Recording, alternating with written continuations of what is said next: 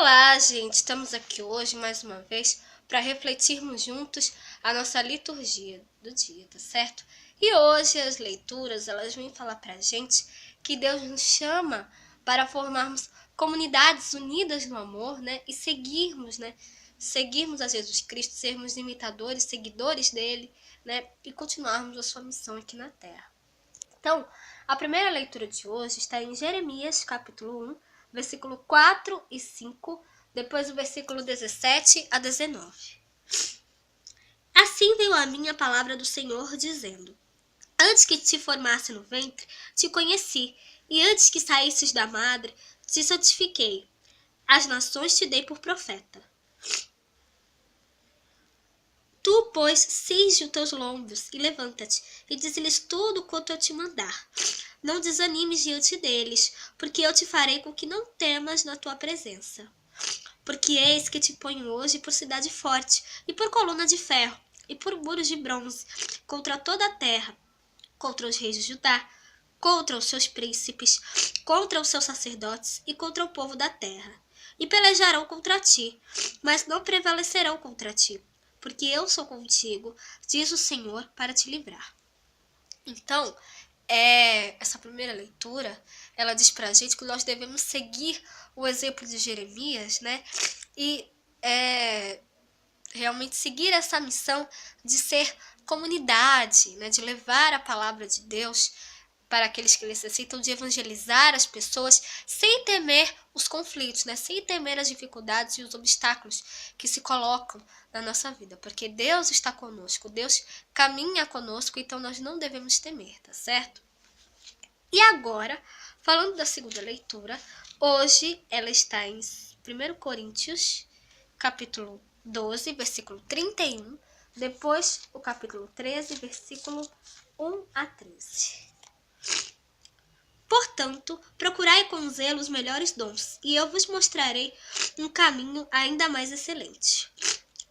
Ainda que eu falasse as línguas dos homens e dos anjos, e não tivesse caridade, seria como o metal que soa ou como um sino que tine.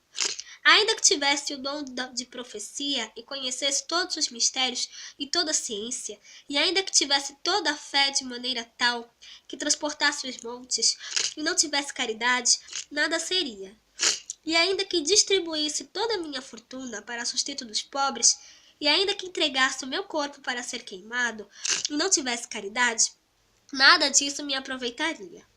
A caridade é sofredora, é benigna. A caridade não é invejosa. A caridade não trata com leviandade, nem se ensoberbece.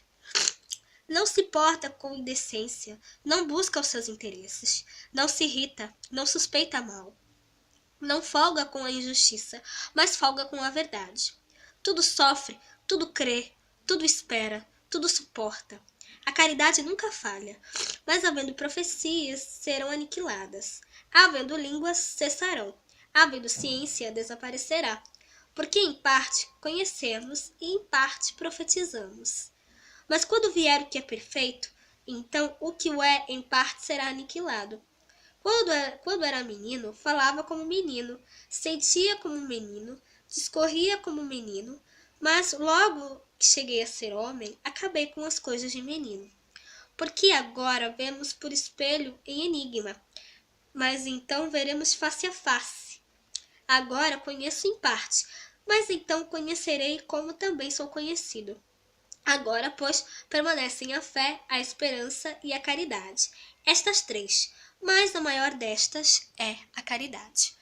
Então, Paulo fala aqui na carta aos Coríntios, né, que nós devemos sempre praticar a caridade, praticar o bem, fazer o bem para os mais necessitados, para aqueles realmente que precisam, né? Porque foi isso que Deus ensinou para gente, foi isso que Jesus ensinou pra gente também. Foi isso que Deus ensinou pra gente, que nós devemos ser caridosos, que nós devemos ser misericordiosos, né?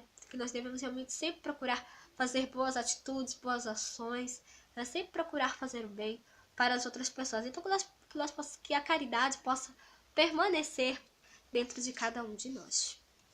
E agora, falando do Evangelho, hoje ele está em Lucas, capítulo 4, versículo 21 a 30.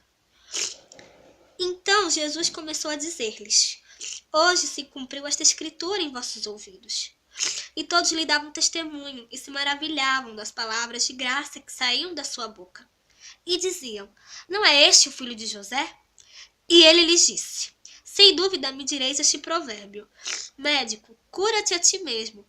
Faze também aqui na tua pátria tudo o que ouvimos ter sido feito em Cafarnaum. E disse: em verdade vos digo que nenhum profeta é bem recebido na sua pátria. Em verdade vos digo que muitas viúvas existiam em Israel nos dias de Elias, quando o céu se cerrou por 3 anos e 6 meses, de sorte que em toda a terra houve grande fome. E a nenhuma delas foi enviado Elias, senão a Serepta de Sidom, a uma mulher viúva. E muitos leprosos havia em Israel no tempo do profeta Eliseu, e nenhum deles foi purificado, senão Naamã, o Ciro. E todos na sinagoga, ouvindo estas coisas, se encheram de ira, e levantando-se, o expulsaram da cidade.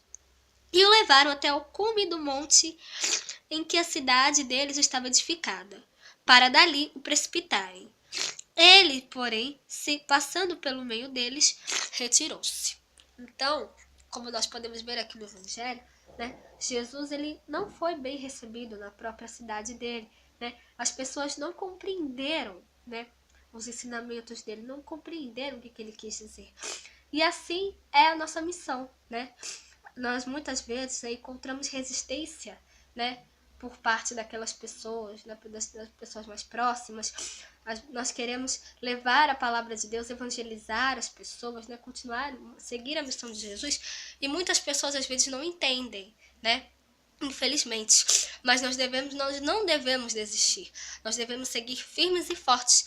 Foi isso que Jesus fez, Mesmo ele encontrando resistência na própria cidade dele, ele seguiu a sua missão, continuou evangelizando, continuou levando a palavra de Deus para as outras pessoas, continuou levando esse anúncio do evangelho para aqueles que necessitam.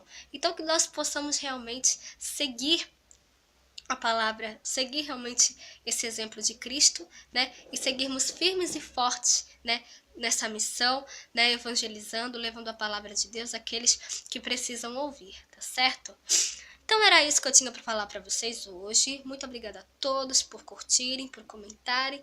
Aqueles que só assistem mesmo, espero que vocês tenham gostado dessa reflexão de hoje. Espero encontrá-los todos aqui amanhã, segunda-feira, se Deus quiser, para continuarmos refletindo cada vez mais as leituras da Sagrada Escritura. Então, muito obrigada a todos e até amanhã, se Deus quiser.